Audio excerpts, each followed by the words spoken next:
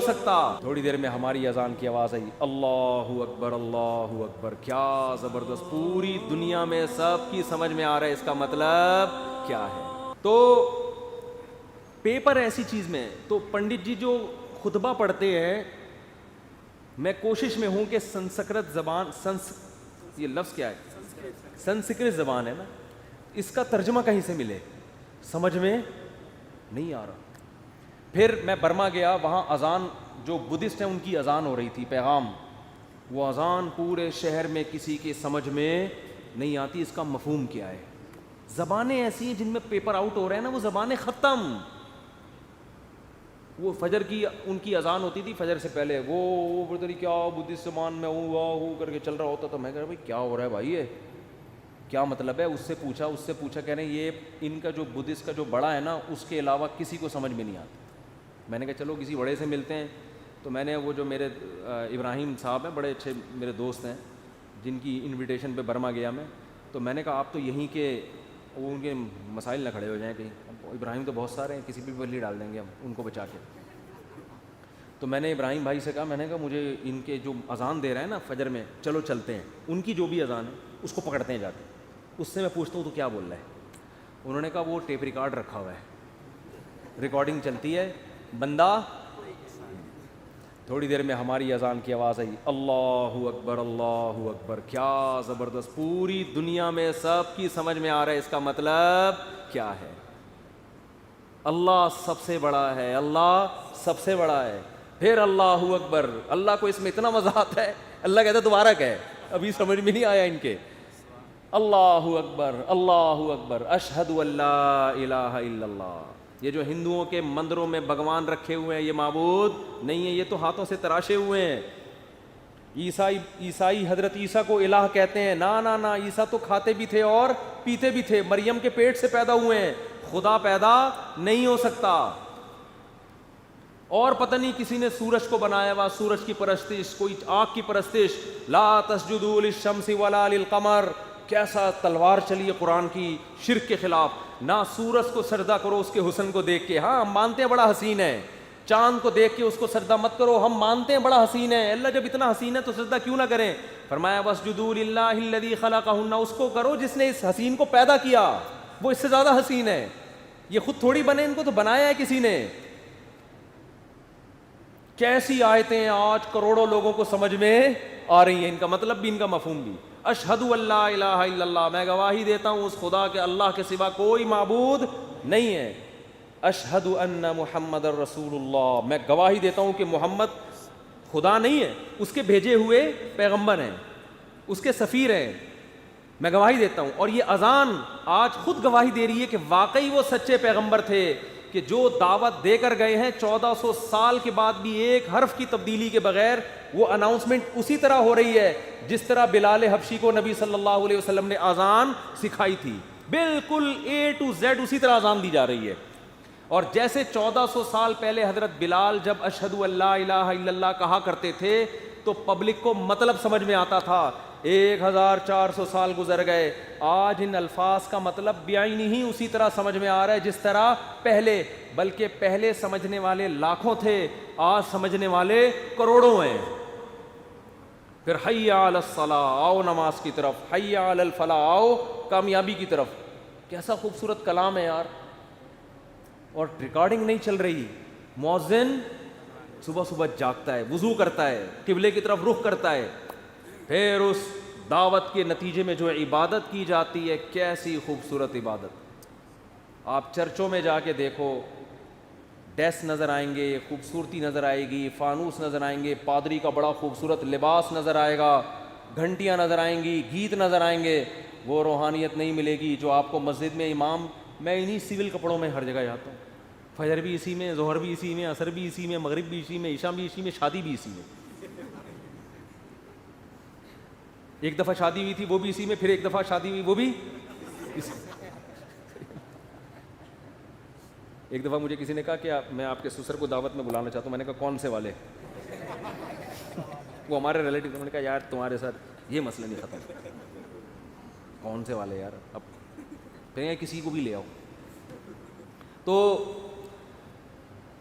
یہ تو ایسے ہی درمیان میں. درمیان میں آ گئی تھی ایک بات, اصل موضوع یہ نہیں ہے. تو ان کے لباس دیکھو, ہمارے مذہبی رہنماؤں کے لباس وہی ہیں جو عوام کے لباس, کوئی الگ سے لباس. بھائی یہ پگڑی تو تبلیغ والے بھی پہنتے ہیں نا, یہ بھی پہنتے ہیں. یہ کرتے شلوار تو ہمارے یہاں کلی والا, یہ تو کلی والا کرتا میں نے لوگوں سے ہی سیکھا ہے. پھر علماء کو دیکھا سب پہنتے ہیں تو اور محبت پیدا ہو گئی.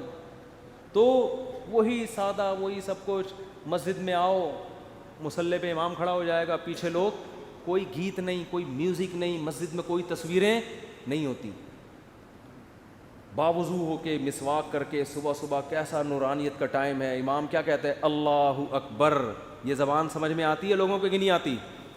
کروڑوں لوگوں کو سمجھ میں آیا کہ امام نے کیا الفاظ کہے ہیں. پھر الحمدللہ رب العالمین. حرم کی تراویح سنو, تمام تعریفیں اس اللہ کے لیے جو تمام جہانوں کا پالنے والا. 5 لاکھ کا مجمع پیچھے شیخ سدیس کے پیچھے ہاتھ باندھ کے کھڑا ہوا ہوتا ہے. 5 لاکھ تو یہ ہیں, اور 5 کروڑ اپنے اپنے گھروں میں ٹی وی میں دیکھ رہے ہیں. ان کو بھی سمجھ میں آ رہا ہے کیا کہہ رہے ہیں یہ. زندہ زبان. تو یہ ایسا پیپر ہے جس کا ایک ایک لفظ سمجھ میں آ رہا ہے. اگر آپ کو نہیں آ رہا تو آپ سینکڑوں لوگوں سے پوچھ سکتے ہو, میچ کر سکتے ہو. سمجھ میں آ رہی ہے بات؟ تو یہ پیپر ہے جو اناؤنس ہوا ہے. اس کے علاوہ جو پیپر اناؤنس ہوئے ہیں آخرت میں تیاری کے لیے, ان کی زبانیں ایسی ہیں کہ پنڈت جی سے پوچھتے ہوئے ڈر لگ رہا ہوتا ہے کہ تھپڑ نہ مار دیں گے کہ کیا پوچھ رہے ہیں مجھ سے. تو پنڈت جی تو خطبہ پڑھ رہے تھے نا بڑے زبردست, تو مجھے نہیں سمجھ میں آتا بھائی تم کیا کر رہے ہو, ان کو پیسے کم دے رہے ہیں تمہیں, اس پہ غصہ دلا رہے ہو یار, پوری فیس دینا بھائی. وہ پہ میں لطیفہ سنا رہا تھا ایک چٹکلا. ایک گاؤں دیہات میں نا لوگوں کو قرآن بالکل نہیں آتا تھا, بالکل فارغ تھے وہ. گاؤں دیہات والوں کے جہاں تعلیم نہیں بھی ہے نا, تو وہاں شوق بہت ہوتا ہے ان کو, کوئی بھی عربی سکھا دے, کوئی قرآن پڑھ لے, تراویح پڑھا دے. تراویحوں میں گاؤں دیہات میں امام کو بڑے دودھ جلیبی کھانے کو دی جاتی ہے. تو اب ایک لالچی آدمی پہنچ گیا, اس کو قرآن آتا نہیں تھا. اس نے کہا ان کو کون سا آتا ہے, تو تراویح پڑھا لو, پیسے ویسے مل جائیں گے, کھانا پینا اچھا ہو جائے گا. تو وہ کھڑا ہو گیا نا, اور اس نے عربی کی گردانیں یاد کی ہوئی تھی کچھ, ضرب یضرب ضربن, عربی گرامر کی نا کچھ گردانیں یاد. نماز میں شروع کر دی, ضرب ضربا ضربو ضرب ضربتا ضربن ضربتا ضربتم ضربتم ضربتی ضربتم ضربتن ضربت ضربنا یضرب یضربان یضربون تضرب تضربان یضربن تضرب تضربان تضربون تضربین تضربان تضربان. یہ میں گردانیں سنا رہا ہوں آپ. اضرب نضرب ضرب یضرب ضربن فوضارب وضرب یضرب ضربن فذاك مضروب لم یضرب لم یضرب لا یضرب. ہم نے رٹا لگا کے یاد کی تھی نا, لا یضرب لا یضرب لن یضرب لن یضرب الامر بالمعروف یضرب لتضرب یضرب یضرب والنهي عنه لا تضرب لا تضرب لا یضرب لا یضرب. الظرف منه مضرب مضربان مضربین مضارب مضرب والآلة منه مضربة مضربتان مضربتين مضارب مضربة. یہ اس آلہ وسطی کی ہے. پھر اس میں تفضیل اضرب اضربان اضربون اضربین اضارب اضرب, مؤنث کی ضربہ ضربیان ضربین ضربیات ضرب ضریبہ, اور فعل تعجب کی ما ضربہ اضرب بھی وضربہ. یہ جو گردانیں ہیں نا ان کا میں نے 1% سنایا ہے آپ کو. اگر میں شروع ہو جاؤں نا 3 گھنٹے میں گردانیں ختم ہوں گی. جو مدرسوں میں محنت کرائی جاتی ہے طلبہ کو عربی گرامر کے لیے, ایسے رٹے لگوائے جاتے ہیں, تو یہ 1% سنائی ہوگی, بھی 99% باقی ہے. تو اس نے کیا کیا, گردانیں پڑھنا ضرب ضربا ضرب ضرب ضرب. پیچھے پبلک تو ہے یار بڑا پکا یاد ہے, قرآن بڑا پکا یاد ہے. ایک اتفاق سے حافظ آ گیا پیچھے, اس کو نہیں پتا تھا پیچھے ایک حافظ آ گیا. حافظ نے اس کو لقمہ دینا شروع کیا, تو یہ حافظ کو کہتا ہے اسکت, چپ ہو جا, نصف لی و نصف لک. جب تراویح کے بعد پیسے ملیں گے آدھے آدھے کر لیں گے. عربی میں چپ کر کے کھڑا. تو بھائی جب کسی کو زبان ہی نہ آئے تو آپ کچھ بھی پڑھ لو. تو اب ہم ہندوؤں سے پوچھتے ہیں بھائی جو آپ نکاح میں خطبہ اپنا پڑھتے ہو تھوڑا سا ترجمہ کر کے ہمیں بتا دو, یا ہمیں نہیں ہندوؤں کو ہی بتا دو, تاکہ ہندو جب شادی کرنے کے لیے آئیں ان کو پتا ہو پنڈت جی ہمیں کیا کیا ہوگی. زبان تو ہے بہرحال, ترجمہ بھی ہوگا, وہ گالیاں والی نہیں, تو میں مذاق کر رہا ہوں. کوئی ہندو پنڈت جی کو اس سے تکلیف ہوئی تو بھائی معذرت, میری تو عادت ہے, میں تو مسلمان مولاناؤں پہ بھی فٹ کر دیتا ہوں نا ایسی چیزیں, تو ہم تو اس کی عادت ہے, مقصد کسی کی توہین نہیں ہے. تو زندہ زبان ہے 1400 سال پہلے بھی اور 1400 سال کے بعد. اتنی قدیم زبان کوئی اب تک محفوظ نہیں ہے. حتیٰ کہ ایک انگریز نے یہ بات لکھی ہے کہ اگر کوئی اپنی ریسرچ کو ہزاروں سال کے لیے محفوظ رکھنا چاہتا ہے, کہ جیسے آج اگر میں کوئی کتاب لکھوں تو 1000 سال کے بعد بھی ایسے سمجھی جائے جیسے آج, تو ایسے سائنٹسٹ کے پاس, ایسے فلاسفر کے پاس ایسے اسکالر کے پاس عربی زبان کے علاوہ کوئی اور آپشن نہیں ہے. بات آ رہی ہے سمجھ میں؟ اس نے کہا جو آج انگلش ہے 100 سال کے بعد چینج. یہی وجہ ہے کہ آج سے 150-200 سال پرانی انگلش کی کتابیں آج کے امریکنز کو, جو بچے ہیں نا, ان کو سمجھ میں نہیں آتی, اور آج کی انگلش 200-250 سال کے بعد نہیں آئے گی.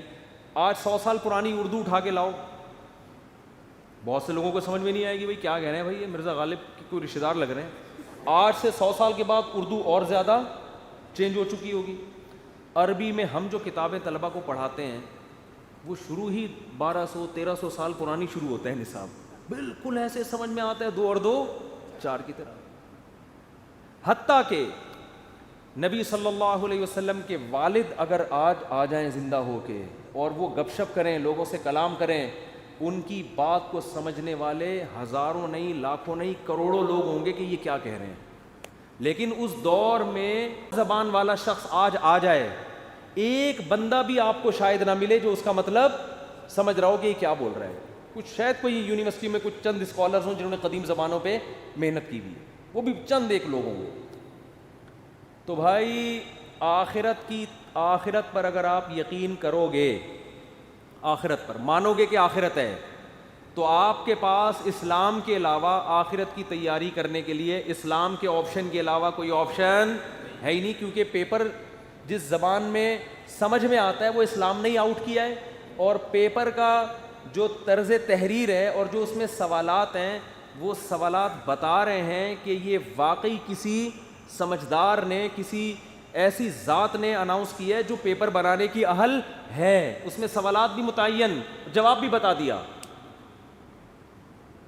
اور ایسے جوابات ہیں جو فطرت کو اپیل بھی کرتے ہیں, نیچر کو اپیل کرتے ہیں.